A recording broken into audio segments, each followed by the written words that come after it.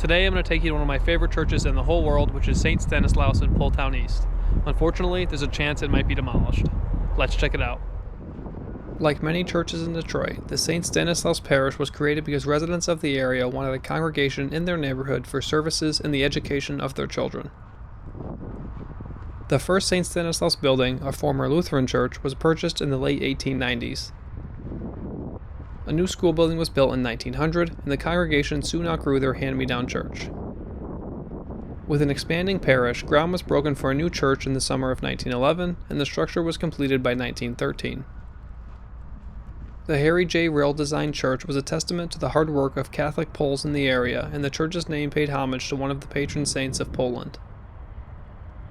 St. Stanislaus was a staple of the neighborhood for decades, and the parochial schools, of which a second was added in 1921, were some of the most populous in the Midwest. However, even by the 1940s, the neighborhood began to change. I post videos like this every Friday, so please subscribe to the channel if you haven't. Detroit's manufacturing jobs weren't as stable as they had been in decades prior, and some companies had moved to the suburbs to avoid Detroit's tax rate. In the 1950s, America's highway construction kicked into high gear, and St. Stanislaus was within a stone's throw of I-94, cutting it off from the Polish neighborhoods north of it. The construction of the highways made it easier for people to live in the suburbs and commute to the city for work, and, in St. Stanislaus' case, church. The same construction that allowed affluent Detroiters to leave the city but still work there had displaced many others, including a large portion of the Motor City's black population.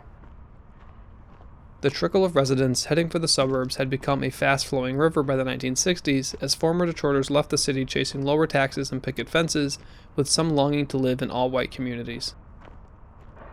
Even though some former residents of Poletown East commuted back into the city on Sundays for services, the congregation's population was noticeably shrinking by the 1960s. St. Stanislaus' elementary school closed in 1968, and the high school was shuttered in 1974.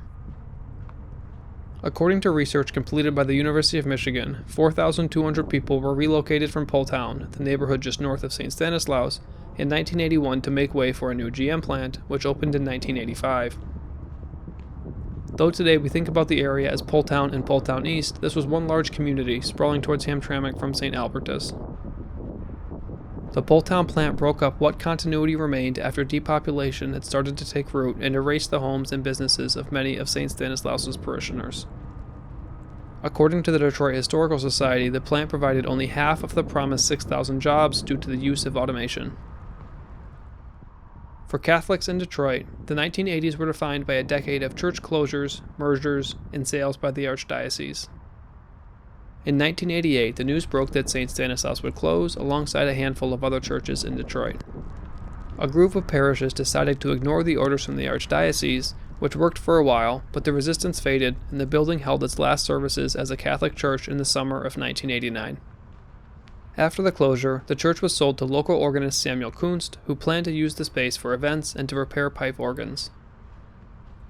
The space was perfect for his work, as he could adequately test the organs in the kind of environment where they'd later be installed. With the musician/repairman's help, the structure was made a Detroit Historic District in December of 1990, offering both the interior and exterior protection from demolition and irresponsible remodeling. Unfortunately, Kunst died in 1992 at 34, and his plans for the church were laid to rest with him. Hailing from Ohio, Kunst didn't have any family in the area or any that planned to relocate to Detroit, so his estate listed the church for sale, eventually selling it to Promised Land Missionary Baptist Church in 1995. Promised Land soon found themselves struggling to maintain the church, and the congregation wanted to sell artifacts to keep the lights on. Because the Historic Designation Advisory Board designated the exterior and interior in 1990, all changes had to be approved by the Historic District Commission, which refused their request. In the opinion of many involved, Promised Land shouldn't have purchased the structure if they weren't prepared to maintain it. Promised Land went against the ruling and went on a selling spree. Everything was for sale, from decorative plaques to the altar and stained glass windows. Ultimately, pillaging St. Stanislaus of its historically significant interior wasn't enough, and the church lost the property to foreclosure in 2012. Over the next few years, the property was bought and sold multiple times, most notably for $2,500 at the tax auction in 2013. By this point, the complex had been segmented, as the two school buildings were sold in the early 2000s and reopened as the Detroit Academy of Arts and Sciences until around 2014. After that, the schools and gym were sold to Faith Experience Church, which still operates them today. In 2015, the church was sold to an architect and developer from New York City for $150,000. Since then, the owner has made some upgrades to the building and added a fence around the exterior. However, no major improvements have been made, and the church is in rough shape. On July 24, 2023, officials from Detroit's Building, Safety Engineering, and Environmental Department ordered the structure to be demolished. Though that may sound scary, it's the first step of many in actually demolishing the building, and the historic designation is still protecting it too. That said, the building's presence on BSeed's books should be a wake-up call for historic preservationists in Detroit. When contacted via email, the owner said that he is working with the city and doing the necessary work to have it removed from the list. However, no noticeable work has been done to the church since the order was placed. In 2024, the rectory behind the church received an emergency demolition notice as it was collapsing into itself and was demolished. If things don't change, the church could be next. Since 2010, a caretaker has been living inside the church to ensure its safety from vandals. The future of St. Stanislaus is unknown, though I'm hopeful that it can fall into the right hands and the neighborhood can use the church building again. If you had your choice, what would St. Stanislaus be renovated into? If you enjoyed this, please throw a like on the video, drop a comment down below, and subscribe to the channel.